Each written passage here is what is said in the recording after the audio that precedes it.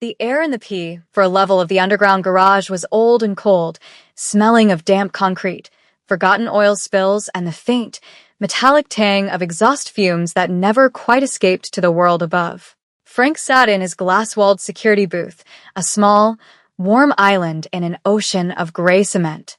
The only sounds were the low-frequency hum of the fluorescent lights and the rhythmic plink, plink, plink of water dripping from a pipe onto the stained floor of an empty parking bay. It was a sound that measured time in lonely increments. He'd worked this late shift for 7 years, and he knew the garage's quiet language. He knew the sigh of the ventilation system kicking in, the groan of the automatic gate, the distinct engine signatures of the few remaining tenants who kept late hours. Tonight, however, there was a new sound, or rather a new silence.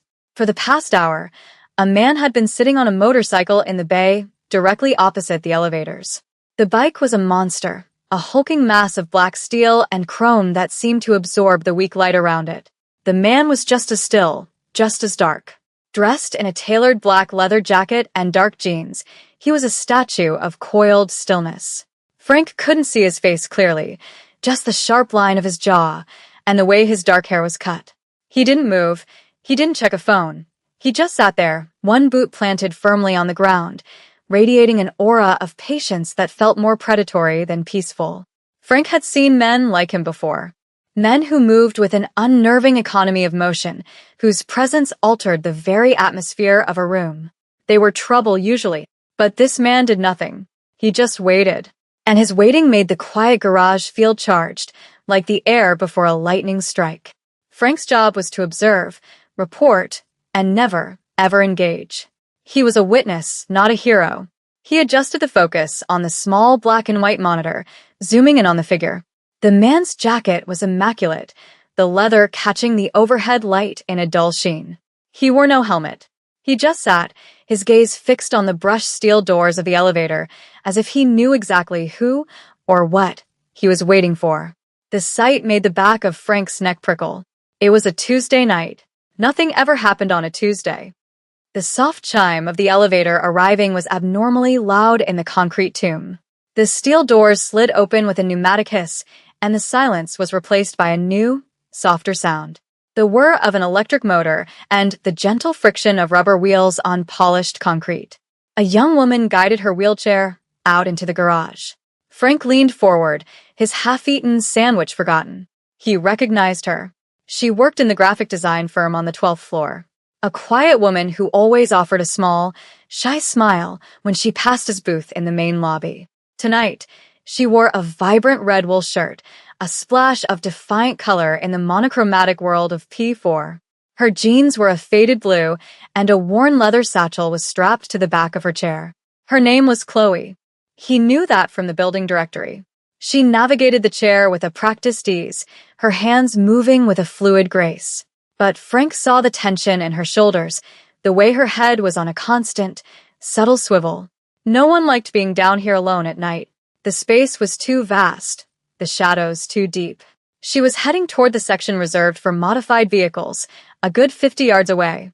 A long, lonely journey across the empty expanse. As she began her roll, Frank's eyes flickered from her to the man on the motorcycle. The man's head turned, a slow, deliberate motion. He was watching her. The intensity of his focus was a physical thing, a palpable pressure in the cold air. Frank felt his stomach tighten. This was it. This was the trouble he'd been sensing. He reached for the handset of the intercom, his fingers hovering over the button that would connect him to the main security desk upstairs. But what would he say? A man is looking at a woman? It wasn't a crime. It wasn't anything yet. He was just a witness, and so far, all he was witnessing was a silent, unnerving tableau. Chloe seemed to feel the weight of the man's gaze. She faltered for a second, her wheels slowing. She glanced over her shoulder, a quick, bird-like movement. She saw him. Frank saw the moment she registered his stillness, his size, the sheer, immovable presence of him. Her hands tightened on her wheels, and she picked up her pace, her movements a little less fluid now, a little more urgent. The sound of her chair seemed to echo louder, a vulnerable little hum against the vast, oppressive silence of the garage. Just as Chloe passed the midway point, another sound joined the garage's sparse symphony. A scuff. The scrape of a cheap shoe on gritty concrete. It came from the unlit stairwell at the far end of the level. Frank's eyes snapped to the source of the noise. Two figures detached themselves from the deeper shadows near the concrete support pillars. They were indistinct, just silhouettes in the poor lighting, but their posture was unmistakable. It was the slouching, predatory saunter of men who thrived in places like this. They didn't walk with purpose. They drifted, like sharks sensing blood in the water. They weren't looking at Frank. They weren't looking at the man on the motorcycle. Their attention was locked entirely on the small, bright figure in the red shirt. They began to move, not directly toward her, but on a parallel course, their path designed to intercept her before she reached her vehicle. Frank's blood ran cold. This was not a random encounter. They had been waiting for her. He saw it all now. They had hidden in the stairwell, biding their time. The man on the motorcycle was a complication they hadn't expected, but they were undeterred. Chloe heard them too. She stopped again, her head whipping around. This time, the fear on her face was stark, visible even on Frank's grainy monitor. Her body went rigid. She was trapped. Her car was still 20 yards away. The elevators were 50 yards behind her. The two men were now fanning out, cutting off her angles. One of them let out a low chuckle that didn't carry to Frank's booth, but he saw the shape of it, the cruel curl of the man's lips. Frank's hand slammed down on the intercom button. Central, this is Frank at P4. We have a situation. A female tenant. She's being cornered by two unidentified males. Looks hostile. The reply was a crackle of static and a calm, procedural voice. Copy that, P4. We're dispatching someone. Can you maintain visual? Frank didn't take his eyes off the scene. Maintaining visual, but you need to hurry. He knew how long it took. 5 minutes, maybe more. 5 minutes was an eternity down here. The two men were closer now, their pace quickening. Chloe was frozen, a deer in the headlights. She looked from the approaching men to the long, empty stretch of concrete leading to her car. There was no escape. Then she did something that made Frank's breath catch in his throat. She turned her wheelchair. Not toward her car. Not back toward the elevators. She turned it directly toward the silent man on the black motorcycle. It was a desperate, illogical move. Running from sharks into the jaws of a tiger. She propelled herself forward, her movements now sharp, deliberate, fueled by a terror that had burned away all hesitation. The two men slowed, confused by her change in direction. They watched as she rolled right up to the motorcycle, stopping so close her knee was almost touching the gleaming engine block. The man on the bike didn't flinch. He just watched her arrive, his expression unreadable. Frank could see her talking, but he couldn't hear the words. Her hands were clasped in her lap, her knuckles white. She was looking up at him, her face a mask of desperate appeal. The man remained perfectly still for a long moment. The entire garage seemed to hold its breath. The two stalkers had stopped completely, watching this bizarre interaction unfold. They were still confident, but a sliver of uncertainty had entered their posture. Then the man on the bike moved. He didn't speak. He simply swung his leg off the motorcycle and stood up. He was tall, broader in the shoulders than Frank had realized. He stood to his full height, and the air around him seemed to crackle. He looked down at Chloe, then he looked past her, his dark eyes sweeping over the two men who were now frozen near a concrete pillar. He gave a single, almost imperceptible nod. He turned and began to walk, his heavy boots making a slow, rhythmic thud, thud, thud on the floor. Chloe hesitated for a fraction of a second, then her hands flew to her wheels, and she fell into place beside him. He had become her escort, the unlikeliest protector she could have possibly found. Frank stared, mesmerized. The Korean Mafia boss, or whatever he was walking a paralyzed girl to her car. The two predators in the shadows watched, their easy confidence evaporating like mist. This had changed the equation completely. And Frank knew, with a certainty that chilled him to the bone, that this was far from over. The journey to her car was the longest 20 yards of Chloe's life. The man beside her moved with a slow, deliberate cadence, his pace perfectly matching the speed of her chair. He didn't look at her. He didn't speak. His gaze was fixed forward, but his awareness seemed to radiate outwards, a palpable field of energy that encompassed them both. Chloe could feel it, a strange sense of calm settling over her frantic heartbeat. The air around him was different, still, quiet, and absolutely solid. The sounds of the garage returned to her, no longer just a backdrop of terror, but distinct noises. The hum of the lights, the distant drip of water, the soft whir of her own wheels, and the sound of his boots. Thud, whir, thud, whir. It was a rhythm of protection, a strange and powerful drumbeat in the cavernous silence. She risked a glance at the men who had been following her. They were still there, loitering by the pillar, their predatory intent curdling into confusion and resentment. They hadn't fled. They were watching, waiting. Perhaps they thought this new man was just some stranger who would leave once she was at her car. Perhaps they thought he was bluffing. The thought sent a fresh spike of fear through her. What if he was?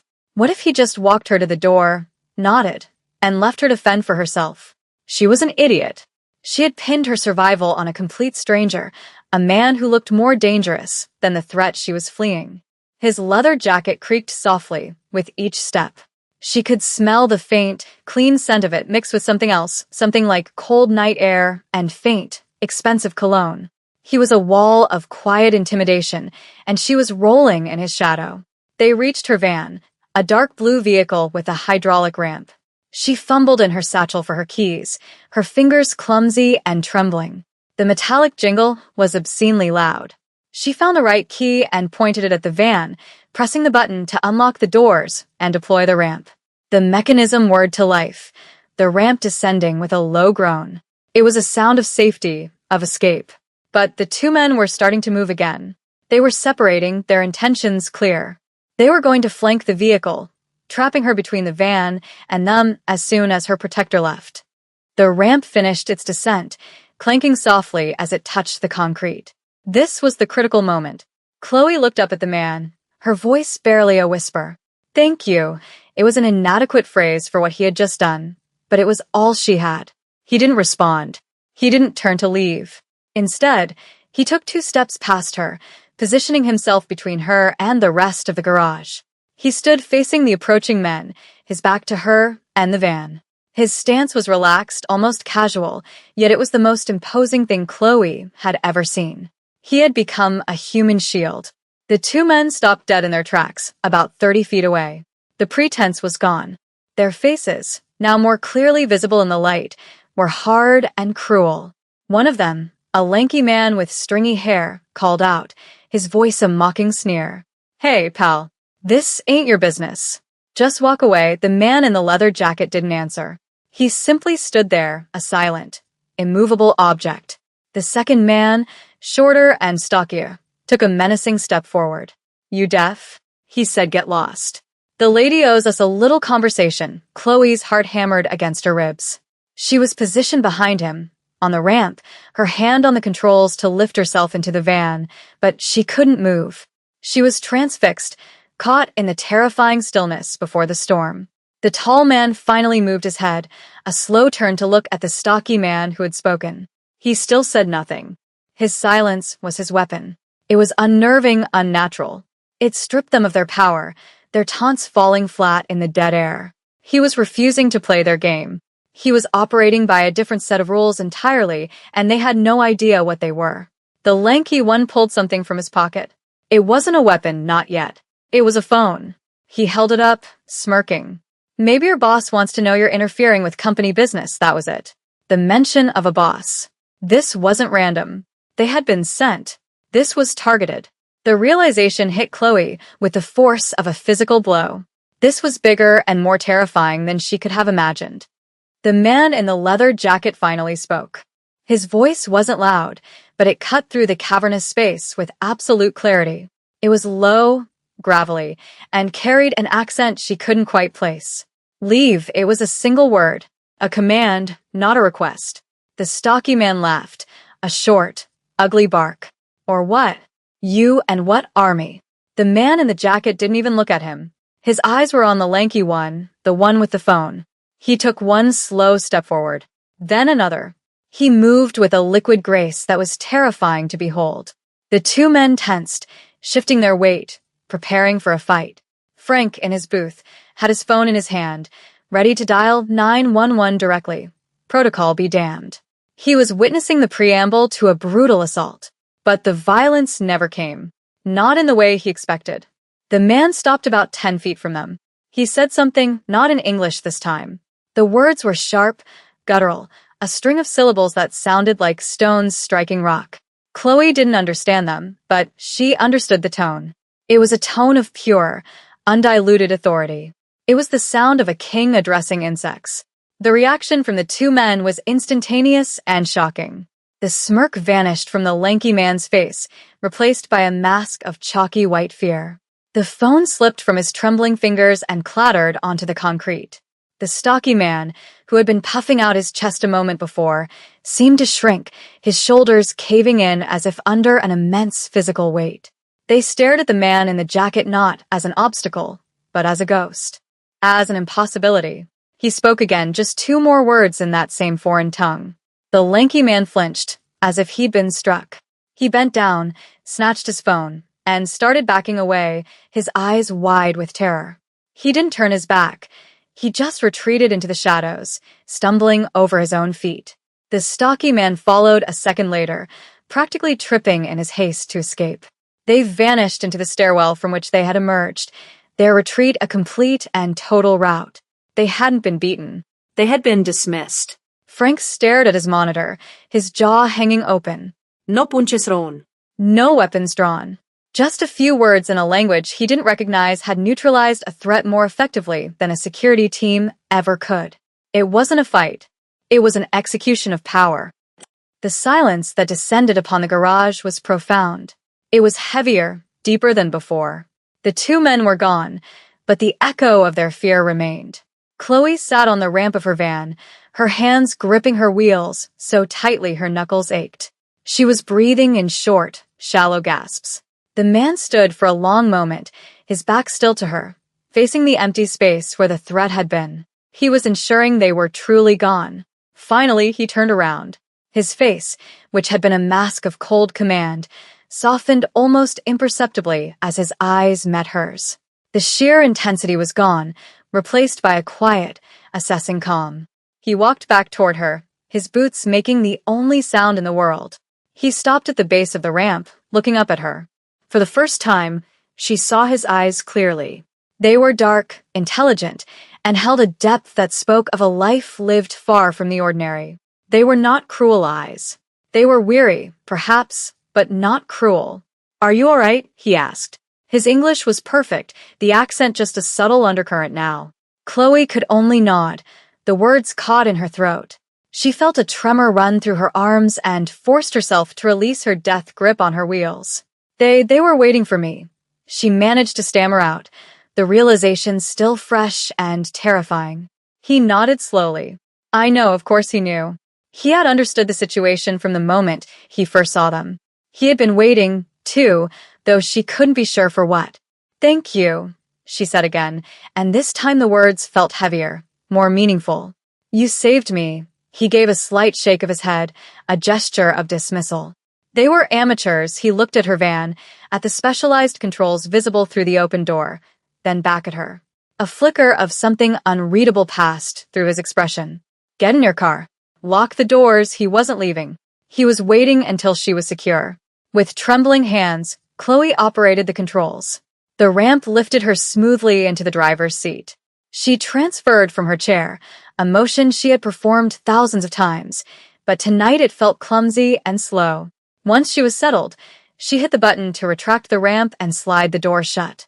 The solid thunk of the lock engaging was the most reassuring sound she had ever heard. She looked through the window. He was still there, alone, dark figure standing guard in the empty garage.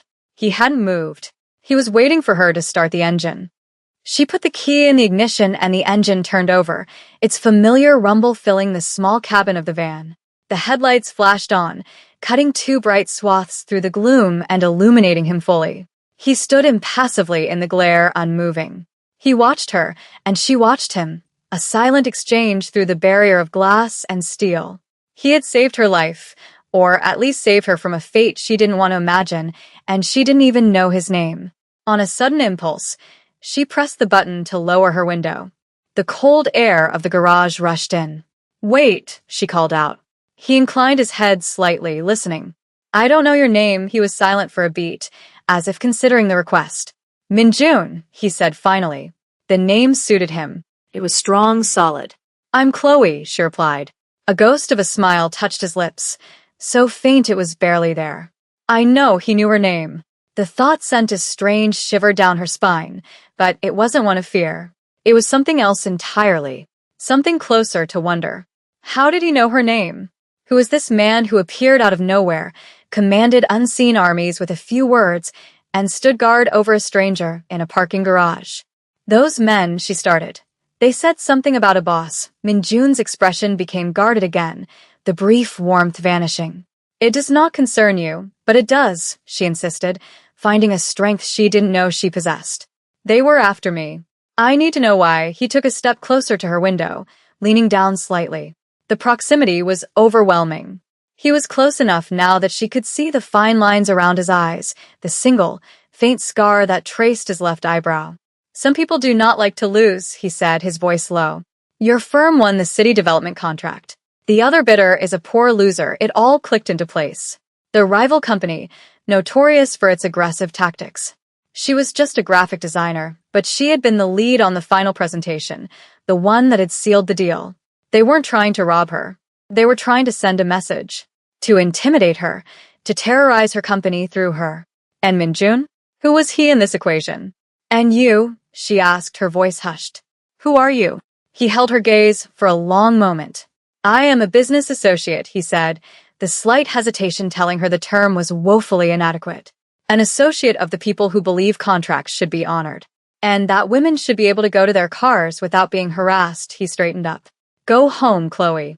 You will not be bothered again." It wasn't a guess. It was a statement of fact. A promise. He had handled it, whatever that meant.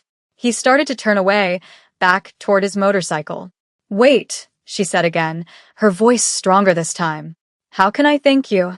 He paused, his back to her. "No thanks are necessary, but I want to," she insisted. He turned his head, looking at her over his shoulder. "Next time," he said, "do not be so trusting of strangers in parking garages." There was a hint of dry humor in his tone. "Even me," and with that, he walked back to his bike, swung a leg over, and with a deafening roar, the engine exploded to life. He didn't look back again. He simply rode toward the exit ramp, his red taillight disappearing into the darkness, leaving Chloe alone in the sudden, echoing silence, her heart still pounding with a mixture of terror, relief, and a profound, baffling sense of connection to the dangerous man who had just become her unlikely guardian angel. Chloe sat in her van for 10 minutes, the engine humming, the heater blasting warm air that did little to chase the chill from her bones. The garage was empty again, just as it had been when Frank first started his shift. But it was different now. The silence was no longer empty. It was filled with the memory of what had happened.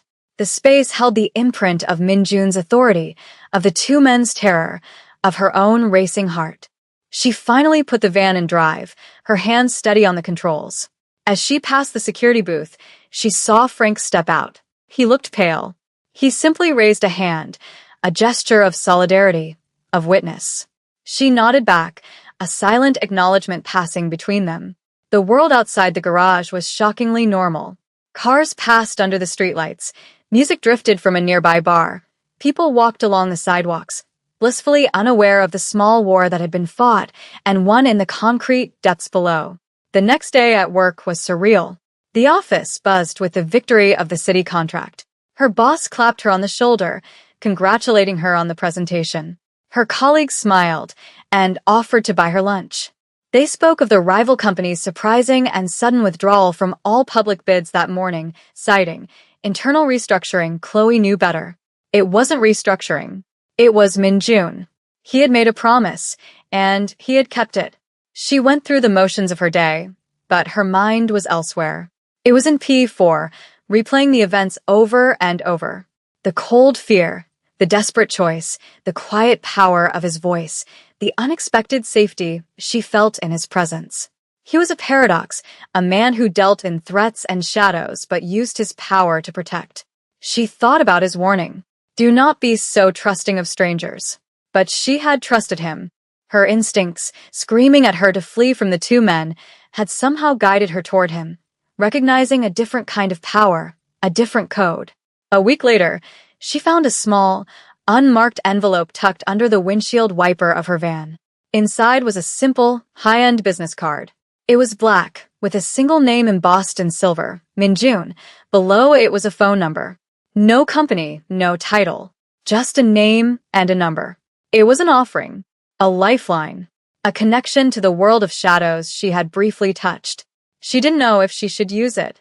Calling him felt like stepping over a line, inviting a complexity into her life that she wasn't prepared for. But not calling him felt like cowardice. It felt like ignoring the most significant thing that had ever happened to her. That evening, sitting in her quiet apartment, the city lights twinkling outside her window, she made a decision. She wasn't the same woman who had rolled out of that elevator a week ago. That woman was afraid. This woman was curious. She was grateful. And she was no longer willing to let fear dictate her choices. She picked up her phone and dialed the number. It rang twice. A familiar, low voice answered. No greeting, just a quiet, yes? It's Chloe, she said, her voice steadier than she expected. There was a pause on the other end, and she could almost picture him. The stillness, the quiet consideration. Is everything all right? He asked. There was a genuine note of concern in his voice. Yes, she said. Everything is fine. Thanks to you. Another pause. I told you no thanks were necessary, I know, she said, a small smile playing on her lips. But I wasn't calling to thank you. I was calling to ask you a question. She could feel his surprise, even over the phone. What is it? That night, you knew my name. You knew about the contract. You were there waiting. You weren't there by accident, were you? The silence stretched, and she thought for a moment he might hang up. But then he spoke, his voice softer than she'd ever heard it. No, he admitted. It was not an accident. I was there to make sure nothing happened. He had been there for her all along. Before she even knew she was in danger, her guardian was already in place. The thought was staggering, overwhelming. Why? She whispered. Let's just say, he said, and she could hear the hint of that rare, dry humor return. My associates and I have an investment in your company's success. And we prefer to protect our investments. It was a business answer, but it felt like something more. Well, Chloe said, feeling bold. If you want to protect your investment, you should probably see it up close. There's a coffee shop near my building. Tomorrow. 10 o'clock, she had thrown down a gauntlet. She had invited the tiger for coffee. The silence on the other end was long and deep. Then, for the first time, she heard it. A low, soft chuckle. 10 o'clock, he said. And then he hung up. Chloe lowered the phone, her heart doing a slow, steady drumbeat, not of fear, but of anticipation. She had stepped over the line, and she had a feeling she was never going back.